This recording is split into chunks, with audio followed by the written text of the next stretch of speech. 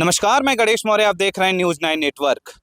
अंबेडकर नगर की कटेरी hot seat, जिसको लेकर तीनों राजनीतिक दल में घमासान मचा हुआ है। राजनीतिक दल में एक तरफ राष्ट्रीय अध्यक्ष अखिलेश यादव समाजवादी पार्टी के दहाड़ रहे हैं, तो दूसरी तरफ योगी आदित्यनाथ मुख्यमंत्री उत्तर प्रदेश की, उनकी प्रतिष्ठा लगी हुई है इस सीट पे। लेकिन जिस तरह इसी चुनाव के बीच में जिस तरह का रिवन फैलाया जा रहा है, जिस तरह की झूठी बातें फैलाई जा रही हैं कि अगर धर्मराज निषाद यहां पर भारतीय जनता पार्टी से जीतते हैं तो ठाकुर और ब्राह्मण की राजनीति खत्म हो जाएगी।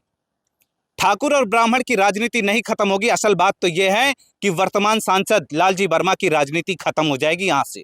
बात तो यह है, स्पष्ट रूप से ये जनता कहती है इस बात को कि राजनीति उनकी खत्म हो जाएगी। उनकी कैरियर जो है वो कैरियर दांव पे लगा हुआ है, क्योंकि बसपा शासनकाल में भी धर्मराज निषाद को उखाड़ के फेंकने में भी किस नेता का हाथ था यहां से, वो सभी को भली भांति पता है। धर्मराज का बढ़ता हुआ कदम देखकर, जो बढ़ता हुआ कद देखकर इनको डर सताने लगा था, इसीलिए धर्मराज निषाद को यहां से उठाकर फेंक दिया गया था। तो अब धर्मराज के आने पर यहाँ की राजनीति का माहौल कुछ अलग ही है कि भारतीय जनता, क्योंकि मैं जब भी सत्ता से ही सवाल करता हूं और सत्ता से सवाल करना ही पत्रकारिता का धर्म है, लेकिन आज जिस टॉपिक पे बात कर रहा हूं ये टॉपिक जो है एक अच्छे नेता के ऊपर है। क्योंकि धर्मराज निषाद एक ऐसा कैंडिडेट जिसको यहाँ की जनता ने चुना था। ये कोई पार्टी के लेवल से कोई मोहर लग के नहीं आई थी, यहाँ की जनता ने मोहर लगाया था तब टिकट मिला था। और टिकट यही है कि जनता का जो मिजाज है वो जनता के मिजाज पे, हार जीत किसी की भी हो, लेकिन जो जनता के मिजाज पे ही हाईकमान द्वारा टिकट दिया गया भारतीय जनता पार्टी से धर्मराज निषाद को। और धर्मराज की जो बढ़ता हुआ लोकप्रियता है यहाँ पे, हर बिरादरी में, हर तमगे पे आप जाएंगे तो हर जगह से देखेंगे धर्मराज का नाम सबसे आगे आ रहा है।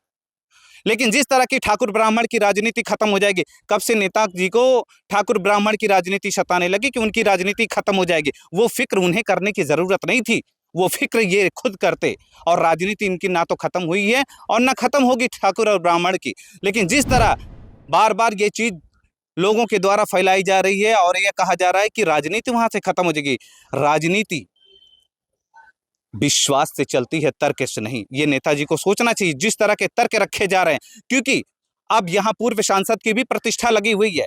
रितेश पांडे ने मंच से, खुले मन से दहाड़ा है कि जो पीजीआई, जो मेडिकल कॉलेज बनने के लिए जो फंडिंग आई थी, उस फंडिंग का कितना पैसा इनके कॉलेज में लगा था, क्योंकि उन्होंने खुले मन से ये चीज दहाड़ दिया है।